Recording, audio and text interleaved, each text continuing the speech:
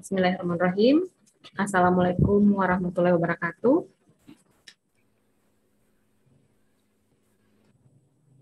Waalaikumsalam warahmatullahi wabarakatuh. Pagi Bapak Ibu. Suara saya kedengaran nih? Saya tidak mendengar suara Bapak Ibu ini. Lagi di kedengaran Ibu. Sangat jelas Ibu. Jelas sekali Ibu. Halo Pak Sap. Tidak keluar suara. Oh, oke. Ini rupanya bermasalah. Halo? Tes? Yang lain? Iya Ibu. Iya Bu. Kedengaran Bu. Oke. Sangat kedengaran. Kedengaran. Ya. Assalamualaikum warahmatullahi wabarakatuh. Bapak Ibu selamat pagi. Saya Faradila Yusuf Liputo dari UKPBJ Kabupaten Poso. Kebetulan saya salah satu fasilitator PBJ nasional sama-sama dengan Pak Saf. Kami juga tergabung dalam tim pendamping kontrak LKPP. Pada hari ini mendapat amanah dari IAPI untuk sharing, untuk review terkait materi PBJ. Mohon izin saya share screen dulu.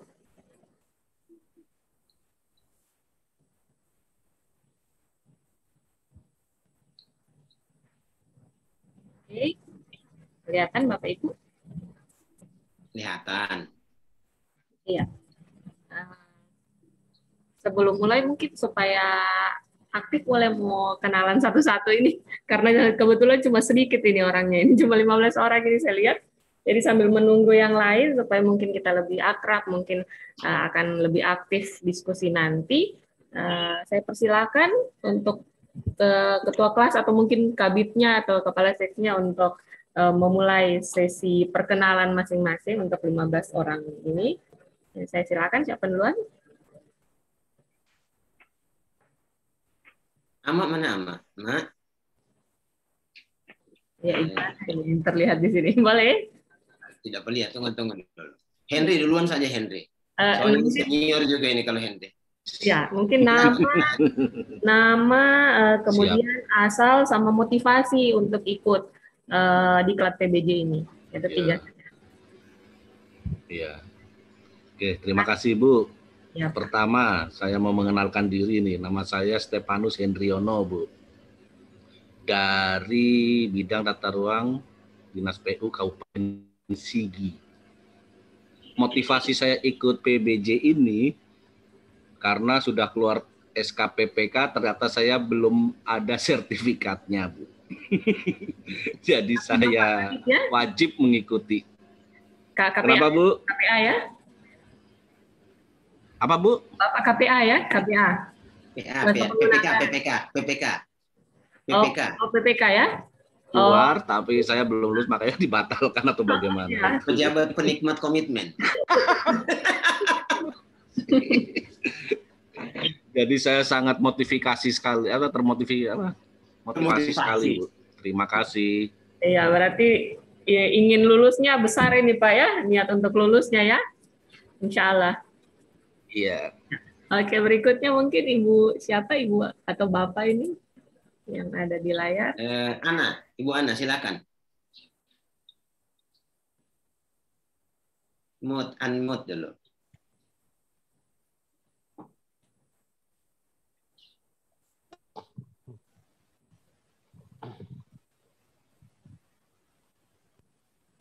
Kedengaran kayaknya. Okay. Ya, halo. Ya, halo Ibu Ana. Salam kenal. Ibu.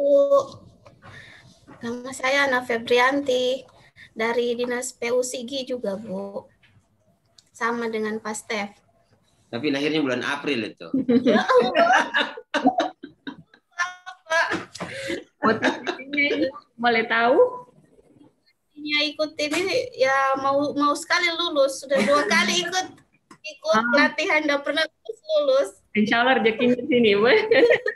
Nanti saya share juga tips trik bagaimana supaya lulus, pengalaman dari teman-teman peserta sebelumnya kan? Oke. Berikutnya mungkin. Oke. Terima kasih. Risti. Assalamualaikum warahmatullahi wabarakatuh. Terima kasih. Nama saya Risti Patri Haryati. Saya dari Dinas Bina Marga Provinsi Sulawesi Tengah.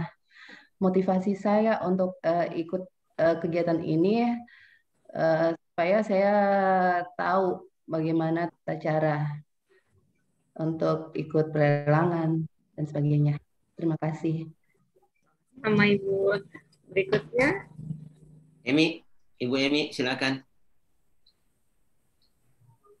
Ya, makasih. Assalamualaikum warahmatullahi wabarakatuh. Nama saya Emi Awali, asal instansi dari Dinas Penataan Ruang dan Pertanahan Kota Palu. Tahun 2012 saya pernah ikut ujian sertifikasi tapi tidak lulus. Kemudian tahun ini kebetulan kami ditunjuk jadi KPA, sehingga kami selain ingin lulus ujian lulus ujian sertifikasi, kami juga ingin belajar banyak juga karena kami ditunjuk sebagai KPA. Itu saja, makasih Ibu. Assalamualaikum warahmatullahi wabarakatuh. Alhamdulillah Ibu Awali ini anak yang pertama. Iya, kelihatan. Orang Gorontalo bilang antara dikonyol. Selanjutnya Latifah, silakan Latifah. Ibu Latifah. Assalamualaikum warahmatullahi wabarakatuh. Perkenalkan, saya Latifah dari Dinas Perumahan dan Kawasan Permukiman Kota Palu. Motivasi saya ikut pengadaan barang jasa ini untuk mengetahui bagaimana tata cara pengadaan barang jasa. Iya, sama dengan Ibu Risti dan Ibu Emi ya. Iya. Iya. Oke. Terima kasih Bu. Terima kasih sama-sama. Selanjutnya Pak Roni.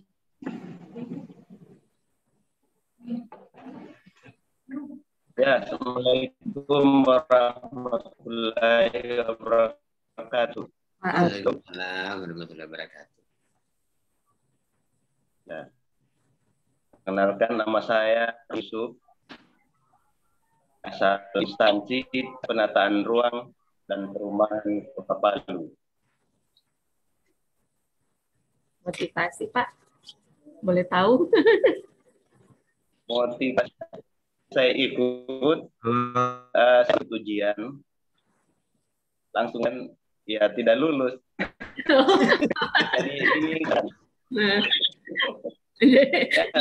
belum motivasi berarti. Insya Allah setelah mengisi review ini ada motivasi pertama ini. Sehingga saya untuk mengikuti ujian berikutnya. Siap. Mungkin itu saja dari saya. Siap. Terima kasih Pak Rodi. Selanjutnya. Ibu Rusna. Belum kelihatan mukanya ini. Ini kalau tidak kelihatan videonya ini tidak tahu ini ya ada. Oke, ada mungkin jadi tahu masih ada pendengar atau sekilas. Aduh, jangan kita cuman.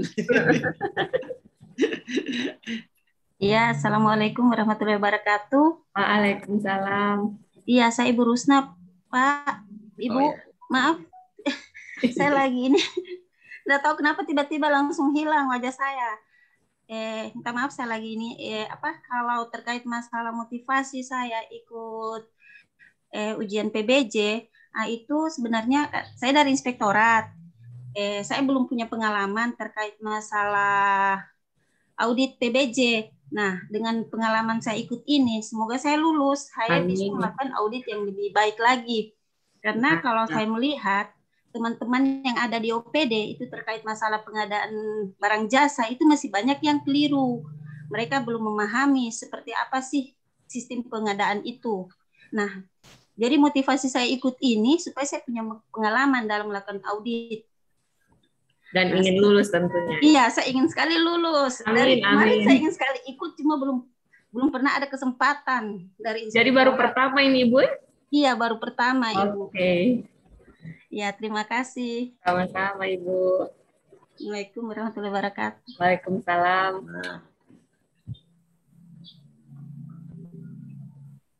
Mana lagi yang lain ini? Okto, Ahmad Riyadi, mana? Pak, 2 orang tidak bisa masuk. Kenapa tidak bisa masuk? Mau tapi pakai HP. Ini saya menemani Ibu Emi. Sudah, kalau Anu bisa bergabung sama-sama saja. Iya, saya bilang bergabung saja. Ya. Ibu Ama Rahmawati. Belum connect, Mak.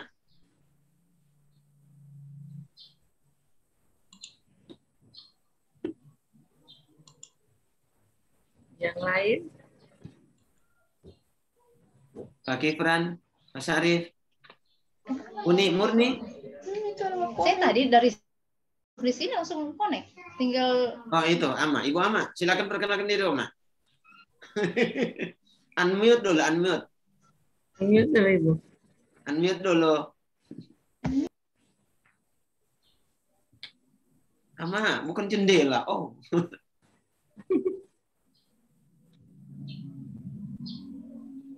Perkenalkan diri dulu, Mak. Suaranya. Unmute.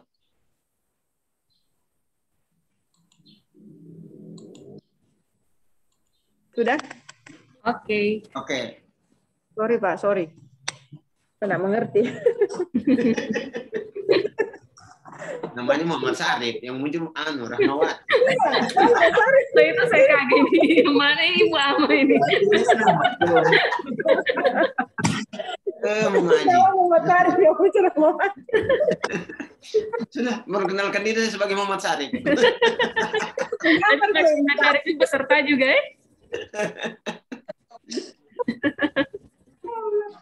Silakan, Ama, silakan, Ma. Apa, Ma? Perkenalkan diri. Perkenalkan. Orangnya. Nama saya Rahmawati, asal dari Dinas Pekerjaan Umum Kota Palu. Itu saja, Pak. Motivasi? Boleh tahu? Motivasinya ini yang penting untuk jangan-jangan saya sharing sini tiada mau lulus ini ya. Itu khawatirnya tuh sudah berbusa-busa di depan kamera. Saya tahu sekali, Ibu. Ingin sekali lulus ya? Yang penting ingin lulus. Pergi ke negara nanti itu. Bapak bisa aja. Jadi masih banyak juga yang baru sini Pak Saf ya? Ya, banyak yang baru. Banyak yang baru, oke. Saya lihat sudah meningkat ini jumlah. Kita mau lanjut lagi perkenalan Pak Saf atau langsung masuk materi ini? Silakan langsung, saya nanti yang lain. Oke, nanti tinggal kenalan di grup saja kita. Tunggu, kasihan Sinta. Kayaknya dia mau memperkenalkan diri. Oh iya, silakan. Ini anunya Rama ini, Ramayana. Pasangannya Rama ini. Iya, Ibu Sinta. Assalamualaikum warahmatullahi wabarakatuh. Waalaikumsalam. Perkenalkan, nama saya Sinta Kamelia atas putusan dari Dinas Perumahan dan Kawasan Pemukiman Kota Palu. Motivasi ikut BPBJ supaya bisa mengetahui bagaimana proses pengadaan barang jasa. Di dinasnya kita itu kan banyak paket yang memang harus kita tahu, maksudnya biasanya ada kendala, jadi kita biar bisa ini apa tahu bagaimana nanti proses memang alur yang sebenarnya, bukan atas katanya begini seperti itu, Ibu. Dan ini baru pertama kali. Oh iya. Bagus sekali motivasinya ini. Sama-sama Ibu. Assalamualaikum warahmatullahi wabarakatuh. Waalaikumsalam warahmatullahi wabarakatuh. Iya, karena sudah dari 22 orang ini sudah ada, saya catat sekitar 8 orang ini yang sudah mewakili teman-teman yang lain. Jadi tanpa berlama-lama lagi, saya akan masuk ke materi. Saya lihat juga banyak yang ingin mengetahui ya, ingin tahu, ingin memahami bagaimana sebenarnya pengadaan barang jasa tingkat dasar. Nah, Bapak Ibu, untuk sesi kali ini kita nanti bisa langsung tanya jawab, jadi tanpa materi bisa langsung yang ingin bertanya silakan raise hand. Kemudian untuk suaranya mungkin bisa di-unmute supaya saya fokus, teman-teman yang lain juga bisa mendengar. Pak Saf? Ya, main mute dulu ya. Mungkin di unmute all saja. Ya. Jadi kalau mau bertanya, Bapak Ibu nanti langsung raise hand ya. Nanti saya lihat sini supaya ini. Oke. Apa, Saf? Ya, silakan. Ya, di unmute dulu yang ini. Ya, Gitu lah. Maaf ya, terima kasih. Saya baru bisa Dari Ibu Febrianti ya. Oke, saya mute sini. Oke. Ya, jadi Bapak Ibu, data diri saya tadi sudah saya perkenalkan. Saya insinyur, saya pegawai, kebetulan saat ini menjabat sebagai Kasubag Pengelolaan PBJ di UKPBJ Kabupaten Poso. Jadi memang yang membawahi Pokjanya ini yang langsung memfasilitasi tender dan juga seleksi di Kabupaten Poso. Untuk kontak saya ini sudah ada di materi, nanti sebentar saya bagikan. Untuk pengalaman saya di bidang insinyur, juga di bidang pengadaan barang jasa, saya pernah menjabat sebagai pejabat pengadaan, pernah di tahun 2018 sampai 2019 itu ada sekitar 13 OPD kemarin yang saya pegang. Tapi karena tidak muat ini jadi cuma sedikit saja di Kesmas. Kemudian saya juga sempat menjabat sebagai pejabat pembuat komitmen, dan sampai saat ini menjabat sebagai anggota kelompok kerja pemilihan Kabupaten Poso. Untuk materi PBJ ini, jadi karena kita ini mereview, artinya Bapak Ibu kemarin sudah mempelajari secara mandiri ya, betul begitu? Materi-materinya sudah dibelajarakan selama berapa hari sebelumnya, jadi saya tinggal merefresh saja ini. Untuk materi PBJ itu sendiri, mungkin Bapak Ibu masih ingat, kalau materi PBJ dasar ini ada 9 materi, terkait ketentuan umum, terkait tujuan kebijakan, prinsip, dan juga etika pengadaan. Kemudian untuk materi ketiga itu terkait pelaku pengadaan, materi keempat terkait LPSE, SPSE, kemudian SDM kelembagaan, dan juga pengawasan serta pengaduan. Kemudian untuk materi kelima itu terkait perencanaan pengadaan, materi ke-6 persiapan, kemudian ke-7 dan ke-8 itu terkait pelaksanaan. Nah, itu yang inti daripada PBJ itu sendiri. Dan yang terakhir itu terkait dengan pengadaan khusus. Tujuan dari pelatihan dan juga ujian sertifikasi tingkat dasar PBJ ini sendiri, kalau untuk ujiannya tentu saja tujuannya supaya banyak yang lulus seperti itu. Nah, tapi kalau terkait dengan pelatihannya, pelatihannya itu tujuannya agar Bapak Ibu peserta itu dapat mengetahui dan memahami. Nah, jadi seperti yang disampaikan tadi teman-teman peserta, dari Ibu Risti tadi, kemudian Ibu Latifah, kemudian Ibu Rusna yang dari Inspektorat ya. Tadi, jadi ingin tahu bagaimana sebenarnya PBJ itu. Apakah yang selama ini kita lakukan ini sudah benar atau mungkin masih keliru? Jadi nanti ke depan kita akan sama-sama belajar terkait dengan PBJ itu sendiri. Yang pertama, untuk materi pertama itu terkait dengan ketentuan umum. Jadi ada 4 submateri yang akan Bapak Ibu saya review di sini. Yang pertama terkait dengan pengertian PBJ itu sendiri. Nah, untuk pengertian PBJ ini minta tolong nanti modulnya itu ditandai, dikasih stabilo atau pokoknya dikasih tanda lah. Karena ini paling sering keluar nanti pada saat ujian. Jadi apa yang dimaksud dengan PBJ itu yang berulang-ulang kali di setiap ujian itu pasti keluar ini. Tidak tahu kalau ujian yang besok nanti ini, tapi kemungkinan besar keluar. Jadi untuk pengadaan barang jasa itu sendiri itu adalah kegiatan pengadaan barang jasa oleh KLPD. Jadi kata kuncinya sini adalah KLPD, kementerian, lembaga, dan juga perangkat daerah yang dibiayai oleh APBN atau APBD, yang prosesnya sejak identifikasi kebutuhan sampai dengan serah terima hasil pekerjaan. Jadi ada 3 kata kunci dari pengertian PBJ ini.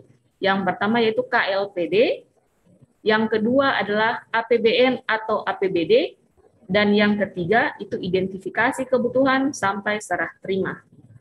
Garis besar dari proses pengadaan barang jasa itu ada 3. Nah, yang pertama itu tahap perencanaan yang dimulai sebelum tahun anggaran berjalan.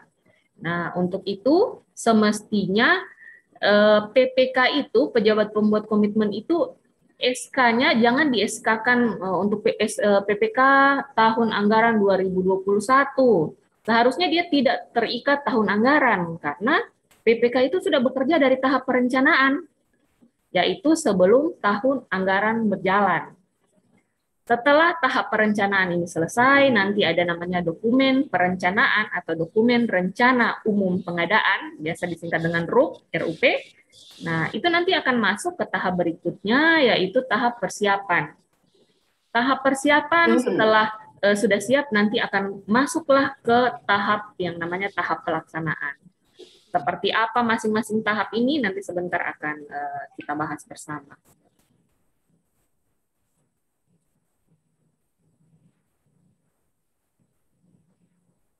Kemudian garis besar pengadaan barang jasa, nah ini dia. Untuk tahap perencanaan ini nanti modulnya ditandai Bapak Ibu karena ini sering keluar juga. Jadi yang saya kasih penekanan-penekanan itu yang fokus dari ujian nanti insya Allah. Yang pertama, tahap perencanaan itu dimulai dari identifikasi kebutuhan. Setelah barang jasa tersebut diidentifikasi, baru dilakukan penetapan. Jadi sebelum tahun anggaran berjalan, itu biasanya Kasubag program itu sudah mulai masuk ke bidang-bidang, biasa bertanya, tahun depan ini nanti mau usulkan apa? Seperti itu. Di situlah sudah mulai proses pengadaan barang jasa. Nah, itu Kasubag program biasa yang harus itu. Padahal seharusnya si PPK. Nah, harusnya ini tugasnya PPK atau juga tugasnya si PA ataupun KPA di situ mulai melakukan perencanaan pengadaan. Setelah diidentifikasi, mungkin ada personil yang ingin mungkin meja, kursi, atau butuh mungkin, bukan ingin ya, tapi butuh laptop, atau butuh kendaraan dinas, atau butuh pelatihan, peningkatan SDM, dan lain-lain. Nah, selanjutnya itu akan masuk ke dalam tahap penetapan barang jasa. Karena namanya kebutuhan ini biasanya didorong oleh keinginan, ingin punya motor dinas baru, ingin punya laptop baru, padahal laptopnya sudah ada. Nah, tapi kita nanti akan menyesuaikan dengan anggaran yang ada. Nah, untuk itu dari sekian kebutuhan yang biasanya sudah tercampur dengan keinginan-keinginan, disinilah akan dilakukan penetapan. Nah, penetapan barang jasa ini, barang jasa mana saja yang menjadi prioritas, yang benar-benar merupakan kebutuhan dari bidang-bidang tadi itu, dilakukan penetapan. Setelah dilakukan penetapan barang jasa, baru dilakukan cara pengadaannya seperti apa. Yaitu ada 2 untuk cara pengadaan, melalui swakelola atau melalui penyedia. Jadi penetapan cara pengadaan itu sudah dilakukan sebelum tahun anggaran berjalan. Jangan nanti sudah tahun anggaran berjalan, baru kita pusing, aduh ini untuk pengadaan ini mau di tender, atau mau di PL kan, atau mau di swakelola. Nah, harusnya sebelum tahun anggaran. Itulah yang disebut dengan rencana umum pengadaan. Selanjutnya setelah cara pengadaan ditetapkan, kita masuk ke dalam penetapan jadwal. Jadi jadwal untuk pengadaan tersebut kapan? Kita mau pengadaan laptopnya ini nanti akan diadakan kapan? Seperti itu. Jadi ditetapkan memang di tahap perencanaan. Dan terakhir dihitunglah anggaran dari pengadaan barang jasa tersebut. Untuk perencanaan pengadaan ini terdiri dari perencanaan melalui swakelola atau juga melalui penyedia. Bisa juga melalui swakelola, tapi di dalamnya ada penyedia. Nah, makanya ini ditulis dan _ atau. Jadi untuk tipe soal nanti, Bapak Ibu jangan terkecoh karena memang soal ujian itu sifatnya itu sebenarnya seperti jebakan Batman. Jadi seringkali terkecoh di kata dan atau. Jadi kalau dan itu dua-duanya dilakukan. Tapi kalau atau itu salah satunya. Dan untuk ujian nanti ini harus sesuai dengan Perpres 16/2018. Seperti sebagaimana kita tahu sudah keluar Perpres 12/2021 yang merupakan perubahan atas Perpres 16 2018, namun yang diujiankan ini masih terkait Perpres 16 2018 Bapak Ibu. Karena bahan ajar untuk Perpres 12 2021 itu belum keluar dari LKPP. Jadi hati-hati nanti kalau ada soal, biasanya ini di soal tipe pertama, benar salah itu. Nah, hati-hati ini kalau ada kata dan. Kalau di Perpres tertulis dan, kemudian di pertanyaannya tertulis dan, garis miring atau, otomatis itu salah. Jangan dijawab betul. Jadi hati-hati ini. Nanti kalau sempat sebentar kita masuk ke contoh-contoh soal seperti apa pengecoh-pengecohnya itu. Selanjutnya kita masuk ke tahap persiapan, Bapak Ibu. Untuk tahap persiapan itu dibagi ke dalam 2 kategori, yaitu yang pertama persiapan melalui swakelola dan yang kedua persiapan melalui penyedia.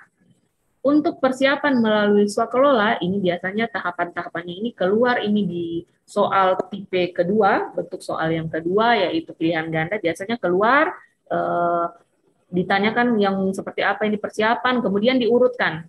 Biasanya salah, biasanya urutannya ini RAB-nya ini di atas. Kalau di bentuk pilihan gandanya ABC, biasanya yang A itu atau B, biasanya tak putar ini. Nah, itu otomatis salah. Jangan dipilih Bapak Ibu ya. Bentar contohnya. Jadi untuk tahap persiapan ini runut. Urutannya, yang pertama penetapan sasaran, kemudian setelah ditetapkan sasarannya siapa, ditetapkanlah penyelenggara swakelola. Yang akan menyelenggarakannya siapa? Apakah swakelola tipe 1, 2, 3, atau 4. Kemudian ditetapkan rencana kegiatan, jadwal, dan penyusunan RAB, rencana anggaran biaya. Nah, inilah yang membedakan antara swakelola dan penyedia. Kalau swakelola itu namanya RAP, kalau penyedia namanya HPS.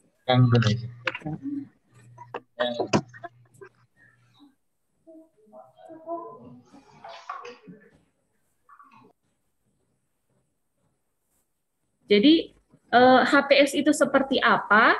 HPS ini itu yang sudah memperhitungkan keuntungan, komponen keuntungan atau profit, juga sudah memperhitungkan PPN-nya. Nanti sebentar kita bahas lebih detail. Itu berbeda dengan swakelola. Kalau swakelola itu tidak boleh diberi keuntungan. Seperti itu. Nanti sebentar detailnya Bapak Ibu ya.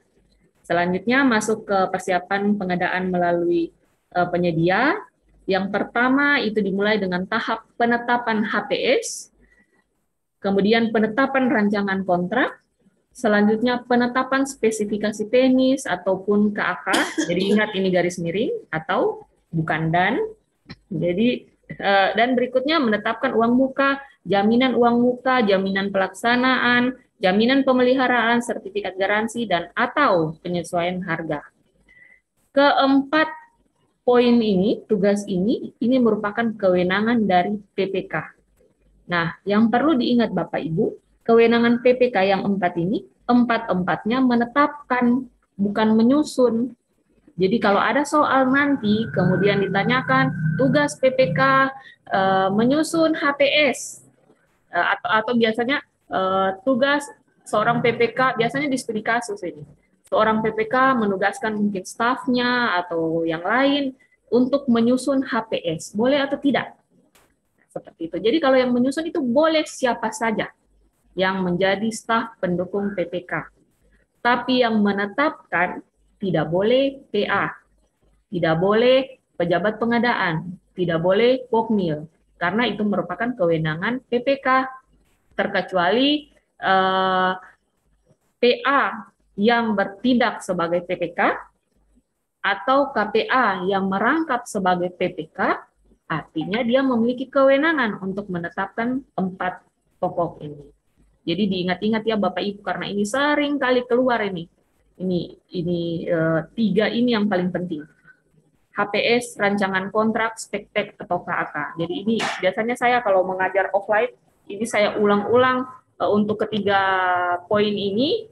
Biasanya kita ulang apa kewenangan PPK yang paling penting ini ya. 3 tadi ini, HPS, rancangan kontrak, dan juga spektek atau KAK. Karena ini sering ulang-ulang keluar ini. Biasanya di pilihan ganda dan juga di studi kasus, seperti itu Bapak Ibu. Jadi kalau ada di modul nanti ditandai-tandai. Dan di tahap persiapan ini, setelah ini selesai, nanti masuk ke persiapan pemilihan. Berikutnya untuk tahap yang terakhir yaitu tahap pelaksanaan. Sama halnya dengan tahap persiapan, tahap pelaksanaan juga dibagi ke dalam dua kategori.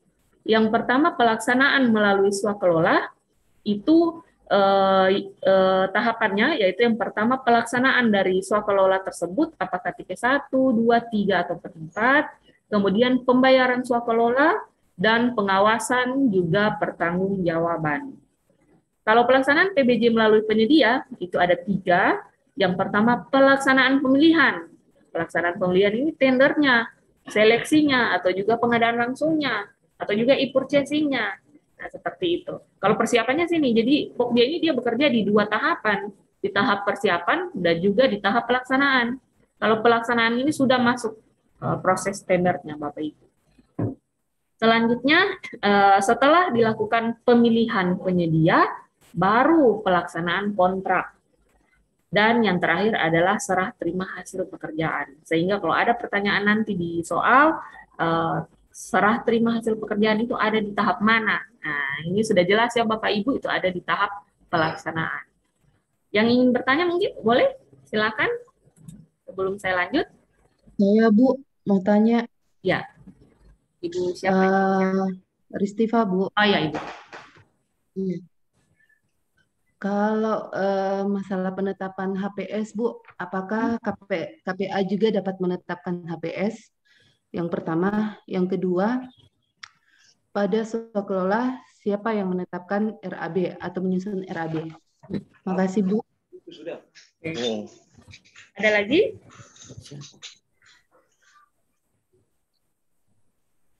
Baru Ibu. Ada lagi Bu, Tabe. Assalamualaikum warahmatullahi wabarakatuh Bu. Waalaikumsalam. Tabe, Ibu Rusna Bu. Ibu Rusna. Tabe. Ibu Rusna Bu. Iya, oke. Silakan Ibu. Iya. Nah, kebetulan kan saya lagi audit, Bu. Nah, ada pengalaman yang saya dapatkan ini terkait penyusunan RAB untuk khusus swakelola. Nah, masalah penyusunan RAB itu kemarin saya sampaikan ke Ketua KSM. Yang menyusun RAB itu siapa? Menurut informasi, Ketua KSM yang menyusun RAB itu adalah KPA. Nah, jadi saya menyampaikan, apa tidak keliru? Nah, menurut mereka, saya juga tidak tahu. Saya juga tidak bisa memberikan jawaban karena saya juga belum tahu dan saya belum punya dasar. Terus yang kedua, tadi yang Ibu sampaikan terkait masalah swakelola itu kita tidak bisa memberikan keuntungan.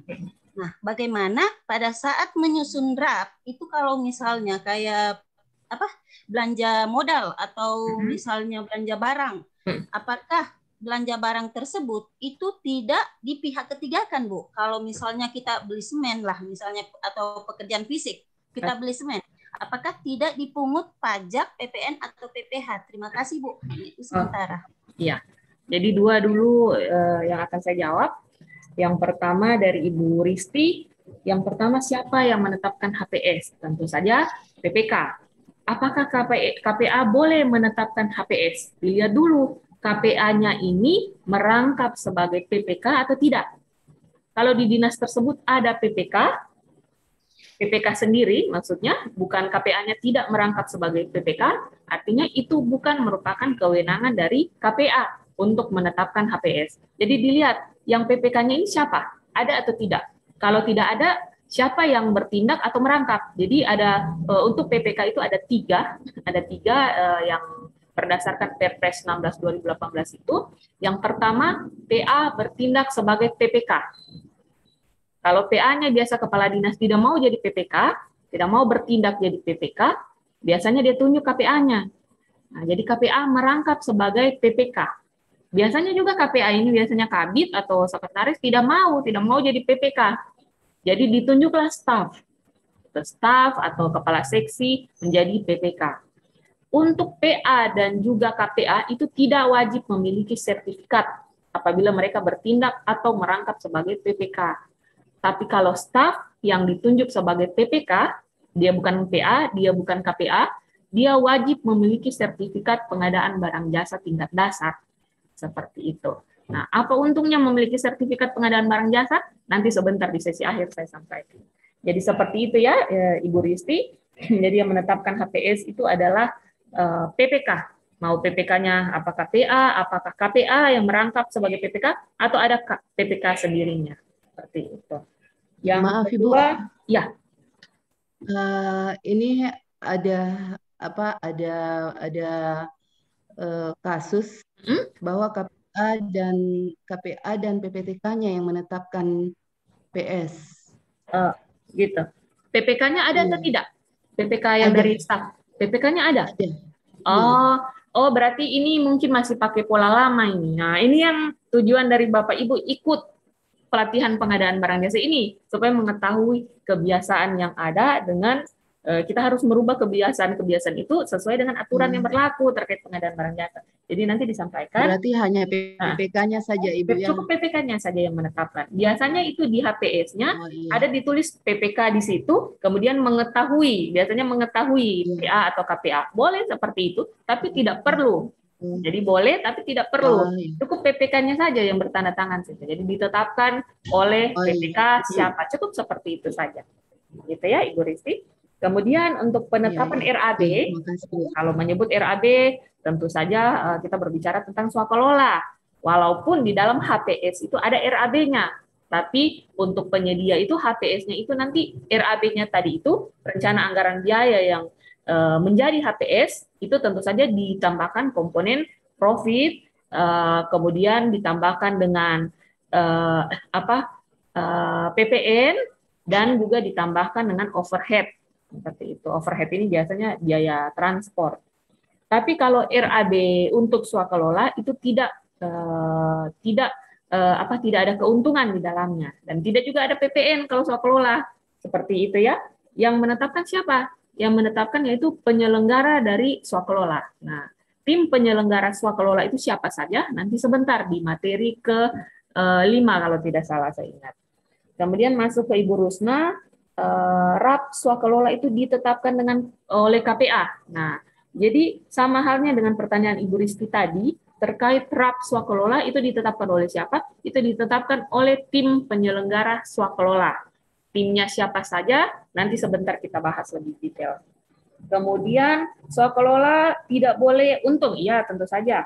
Belanja barang jasa di pihak ketiga. Nah, itu kenapa tadi saya sampaikan di dalam swakelola bisa saja ada penyedia.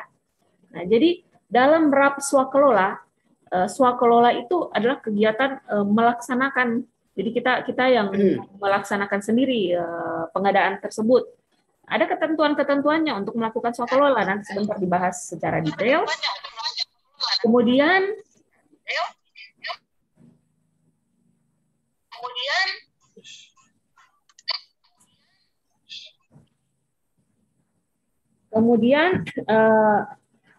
apabila di dalam swakelola tersebut ada pengadaan barang, contohnya biasanya swakelola ini di PBJ desa, swakelola masyarakat, kemudian di dalamnya ini misalnya contohnya perbaikan jalan desa, jalan lingkungan. Di dalamnya ini mungkin ada butuh semen, ada butuh pasir, dan lain-lain, itu artinya barang. Pasir, semen itu masuk ke dalam kategori jenis pengadaan barang. Nah, itu tidak bisa diberikan uang ke masyarakat, kemudian masyarakat yang pergi beli. Tidak seperti itu ya Bapak Ibu. Jadi itu yang saya sebut dengan swakelola, ada penyedia di dalam swakelola. Jadi walaupun itu dilaksanakan melalui swakelola, tapi untuk pembelian barang itu dilakukan dengan metode pengadaan melalui penyedia. Jadi nanti dilihat anggarannya. Kalau barang jasa tersebut nilainya sampai dengan 200 juta itu dilakukan pengadaan langsung. Kalau jumlah barang yang tadi itu di atas 200 juta itu dilaksanakan dengan tender. Nanti sebentar kita bahas lebih detail. Jadi seperti itu ya Ibu Rusna. Ada lagi yang ingin bertanya sebelum saya lanjut? Tidak ada?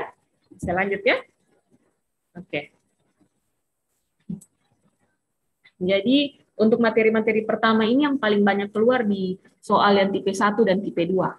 Jadi untuk soal nanti itu ada 3 tipe, ada 3 bentuk soal. Yang pertama itu soal benar salah, yang kedua itu soal pilihan ganda, dan yang ketiga itu studi kasus. Jadi untuk materi 1, materi 2, materi 3 itu paling banyak keluar di bentuk soal 1 dan bentuk soal 2. Nah, untuk itu sambil saya menjelaskan, Bapak Ibu bisa catat-catat, di modulnya juga bisa ditandai, supaya nanti pas ujian bisa ditahu, karena ujian nanti kan open book, Bapak Ibu. Tapi open book itu menjebak juga, kalau buka buku itu kemudian tidak ditahu di bagian mana letak-letaknya, itu habis waktunya Bapak Ibu. Nanti sebentar saya jelaskan, saya share tips trik untuk ujian. Oke, lanjut di bagian ketentuan umum yang kedua, yaitu ruang lingkup dari pengadaan barang jasa. Ruang lingkup dari pengadaan barang jasa yang diatur oleh Perpres 16 2018 itu dipisahkan menjadi dua. Jadi ada dua kategorinya. Yang pertama itu dilihat dari institusi pengguna barang jasa. Jadi yang penggunanya ini siapa? Nah, masih ingat pengertian pengadaan barang jasa di awal tadi? Yaitu kegiatan yang dilaksanakan oleh kementerian, lembaga, perangkat daerah.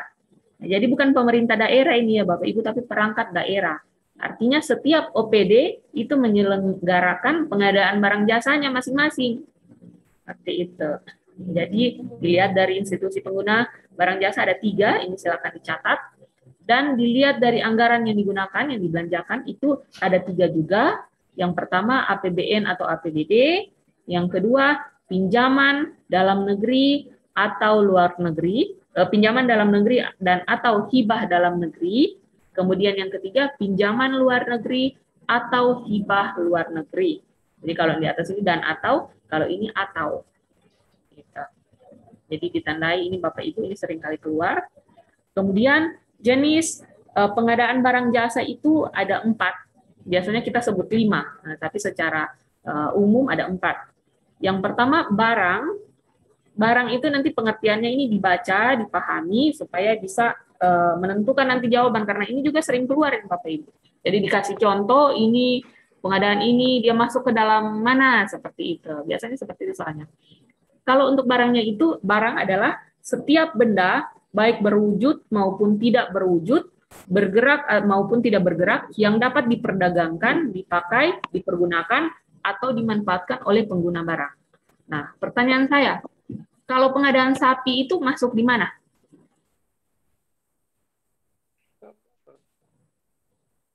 Jadi pengadaan sapi itu masuk di barang.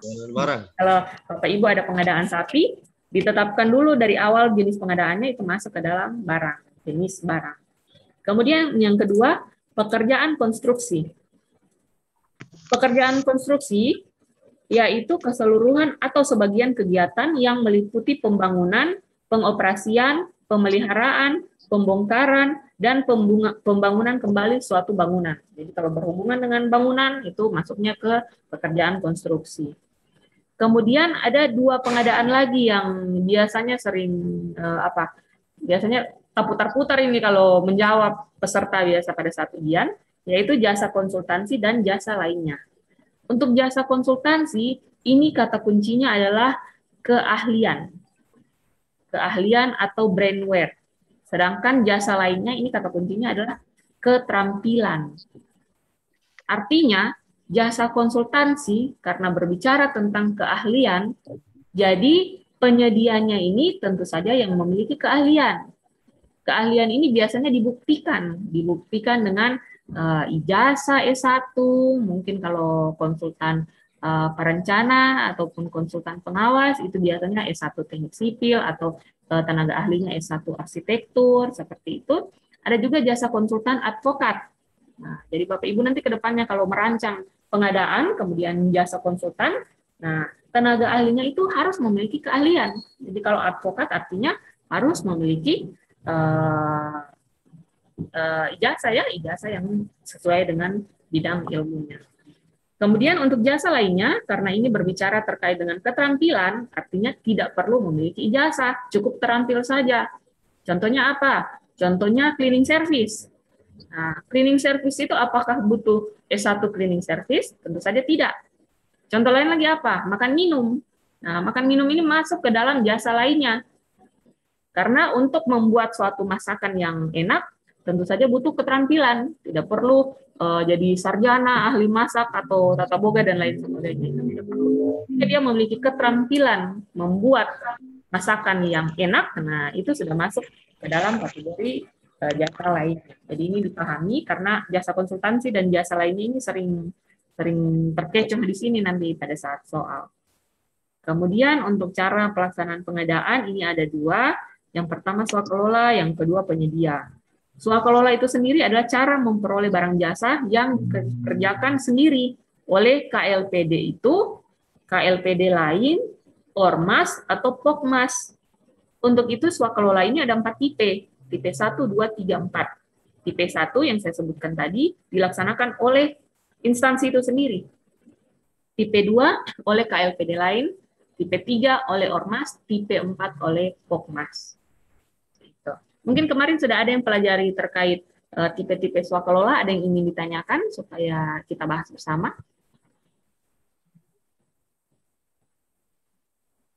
Tidak ada?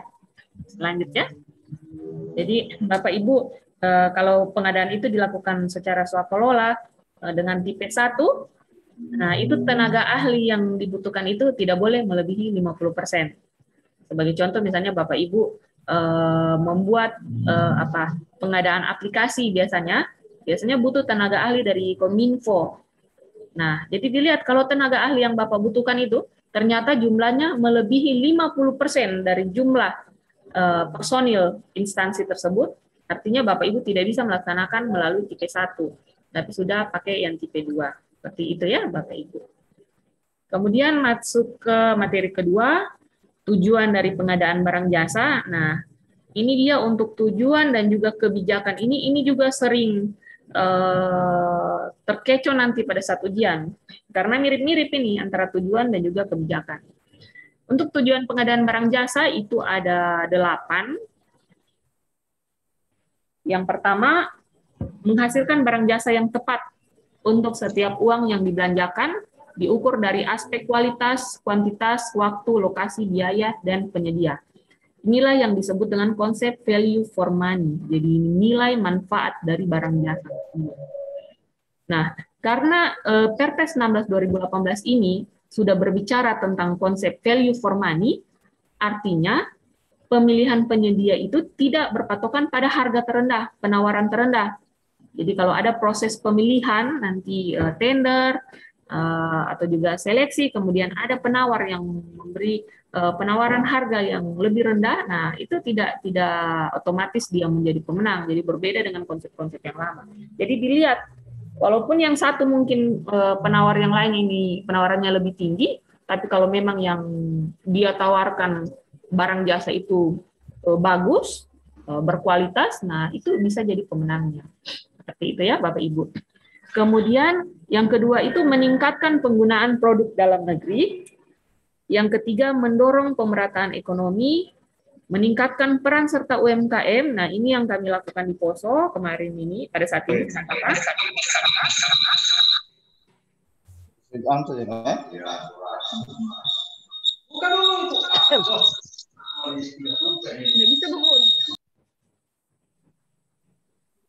Oke, saya lanjut. Jadi ini karena saya dikasih jadi host ini, jadi saya main-main mood orang ini. Mohon maaf ya Bapak Ibu.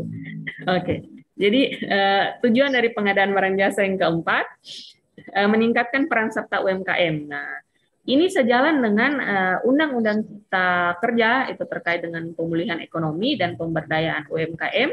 Nah, pengadaan barang jasa ini seharusnya melibatkan UMKM yang ada. Seperti itu ya Bapak Ibu.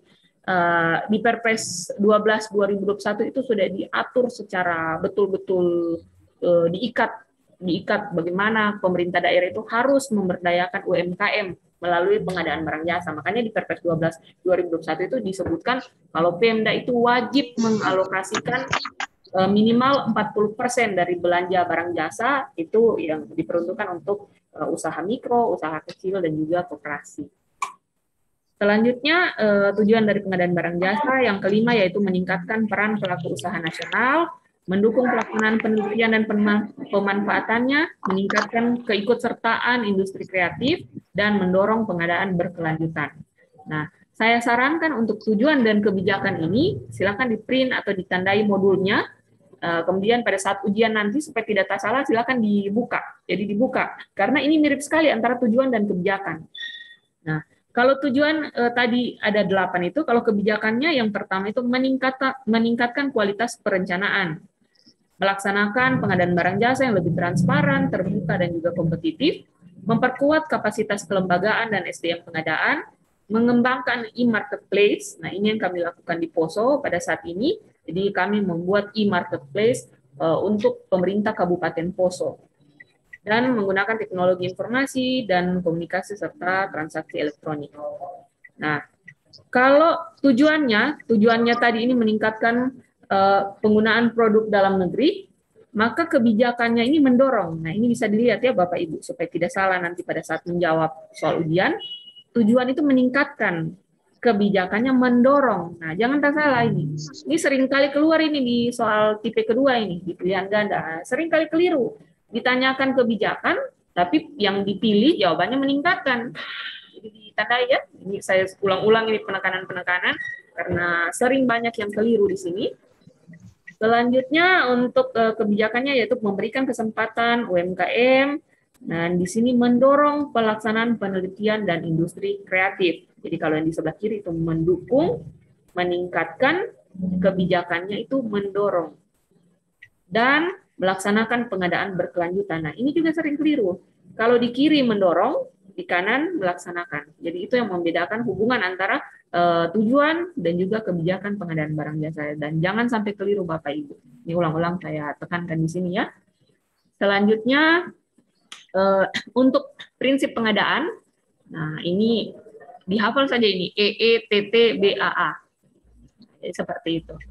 Ini juga banyak keluar ini terkait soal ini, terkait prinsip pengadaan. Yang pertama efisien, ini digambarkan dengan uang, tentu saja menggunakan dana dan daya yang minimum untuk hasil yang optimum. Dan efektif ini digambarkan dengan apa ini namanya? Panah ya, jadi ada sasaran di sini.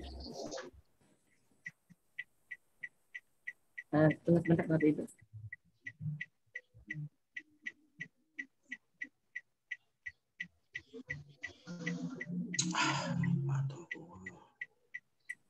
Oke, jadi efektif ini tepat sasaran ya Bapak Ibu.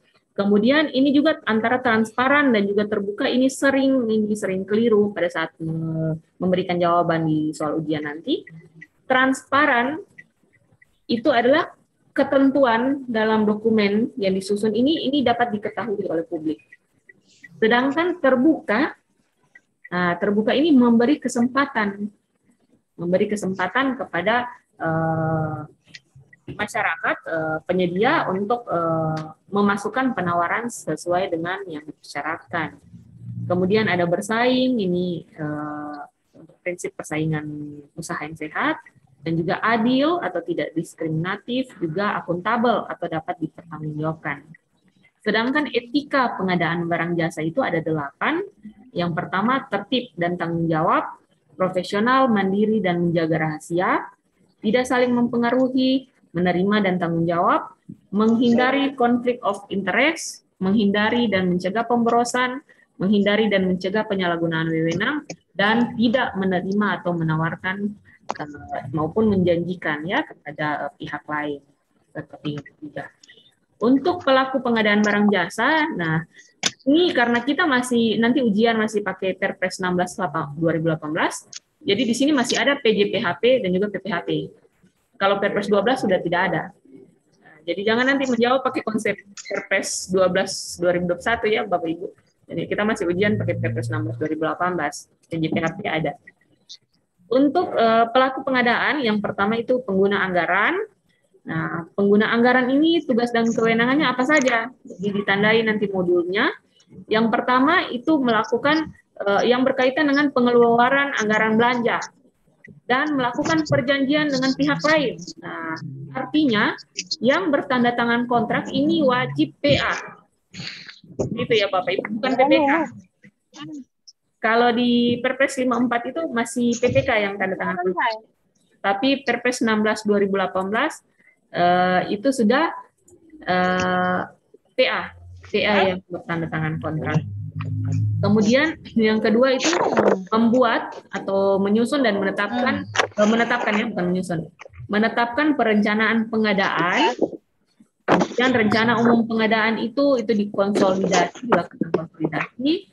Kemudian tugas dari PA juga melakukan penunjukan langsung untuk tender atau seleksi ulang yang gagal, dan menetapkan organisasi PBJ, baik PPK, pejabat pengadaan, dan lain-lain itu ditetapkan oleh PA.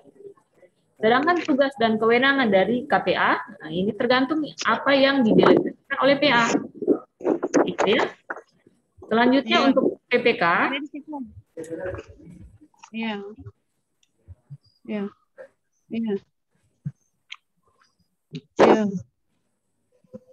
Coba yang besar itu. Selanjutnya untuk PPK, yang pertama itu tugasnya yaitu menetapkan perencanaan, menyusun perencanaan pengadaan. Yang menetapkan tadi PA ya, tapi yang menyusun itu adalah PPK. Menyusun perencanaan pengadaan, kemudian menetapkan spesifikasi teknis ataupun KAK, menetapkan rancangan kontrak, menetapkan HPS, besaran uang muka, mengusulkan perubahan jadwal, menetapkan tim pendukung, kemudian tim tenaga ahli, dan melakukan e-purchasing ini di atas 200 juta. E-purchasing itu adalah pembelian melalui katalog atau toko daring. Jadi dipahami Bapak Ibu, kalau ada pertanyaan yang menyusun perencanaan pengadaan itu PPK, tapi yang menetapkan PA. Jadi PA ini ranahnya di perencanaan.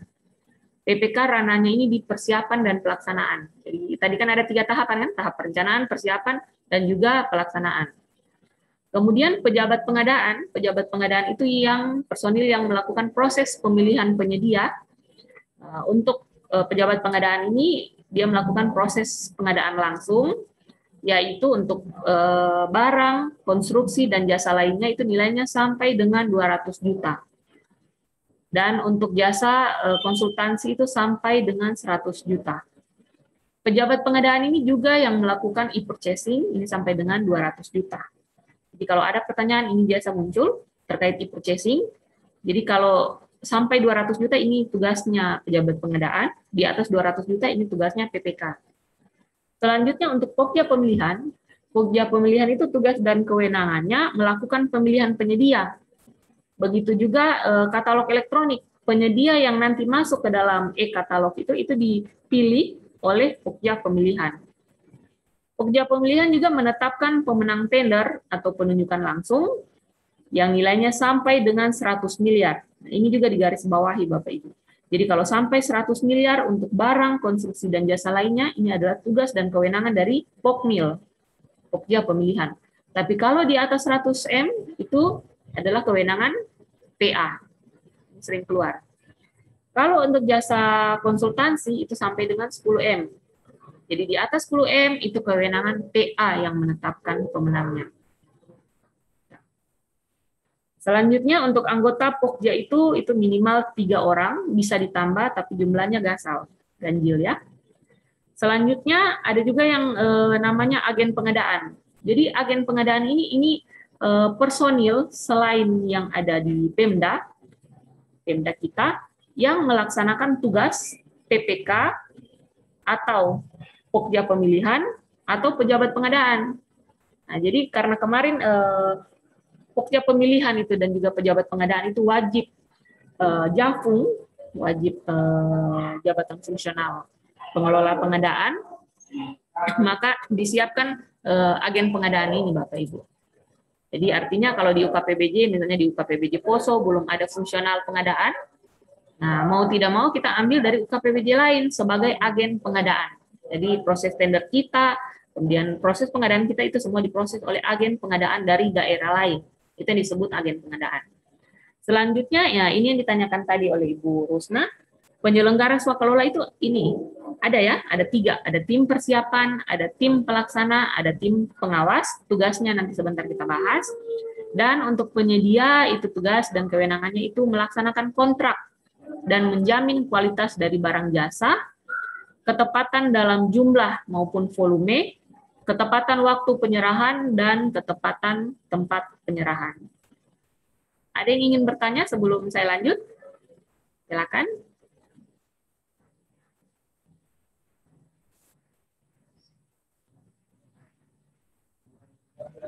Ada Bapak Ibu? Halo?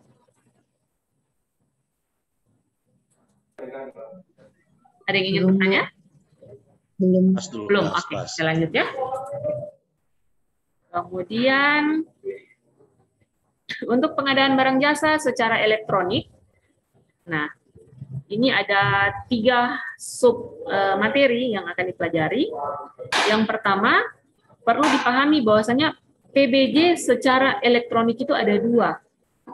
Yang pertama, ini yang menggunakan SPSE dan sistem pendukungnya.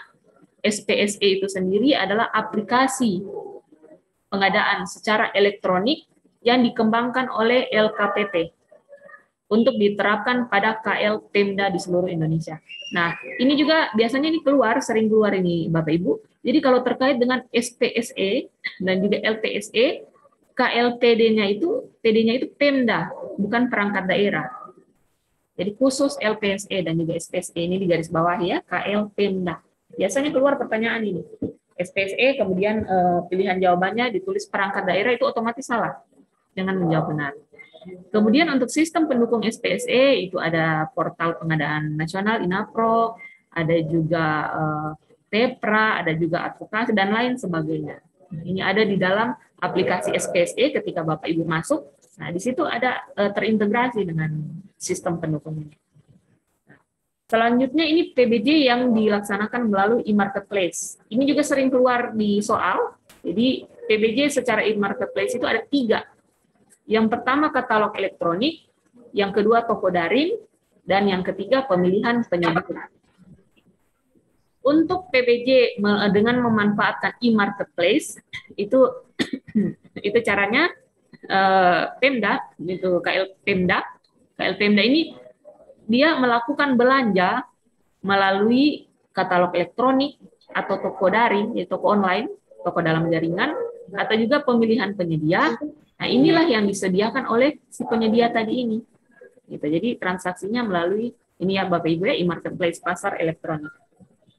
Kemudian untuk katalog elektronik itu sendiri itu ada 3. Nah, ini juga di garis bawah ini. Jadi dari materi yang 9 itu saya pilah-pilah mana yang paling penting yang sering keluar di soal ujian, itu yang saya tampilkan di sini.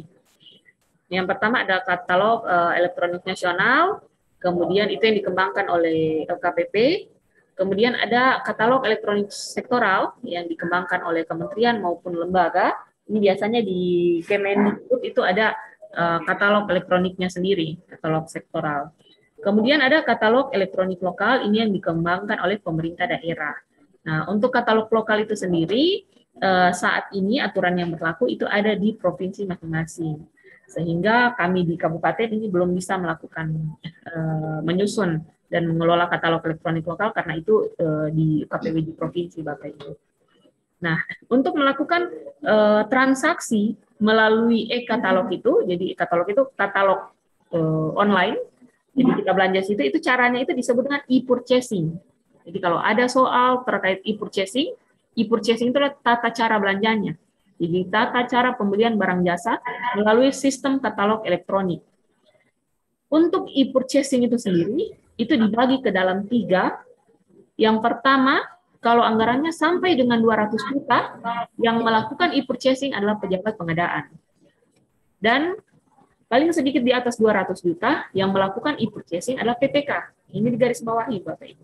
Dan paling sedikit di atas 100 miliar, yang melakukan e-purchasing itu adalah PPK, tapi yang menetapkan, jadi setelah PPK pilih, nanti penyedianya di katalog, mau belanja ke sini. Yang tetapkan PA-nya. Jadi diingat ya Bapak Ibu, kalau di atas 100 miliar PA. Barang maaf Bu, putus suaranya Bu. Terputus-putus? Iya Bu. Jadi saya ulangi Bapak Ibu, bahwasanya materi yang saya tampilkan di sini, kedengaran Bu? Halo? Halo? Halo? Halo? Halo, kedengaran Bapak Ibu? Iya Bu, masih putus-putus Bu. Oh, putus-putus ya. Jadi untuk e-purchasing tadi itu adalah tata cara pembelian melalui katalog elektronik. Nah, jadi ada 3 ya Bapak Ibu ya. Kalau dilihat dari segi anggarannya. Sampai dengan 200 juta itu pejabat pengadaan, di atas 100 juta itu diproses oleh PPK, di atas 100 miliar diproses oleh PPK, tapi penetapan penyediaannya oleh PA. Jadi diingat suaranya putus-putus, udah jelas. Putus Bu, enggak jelas Bu. Oke. Elektron suara bergen. Bagus. Putus-putus. Putus jaringannya Ibu lagi down kayaknya. Tapi sini jaringannya full ini. Oke. Sudah bagus? Belum? Ya. Selanjutnya, Bapak Ibu kedengaran Bapak Ibu? Masih putus ya? Masih putus-putus? Masih putus? Hilang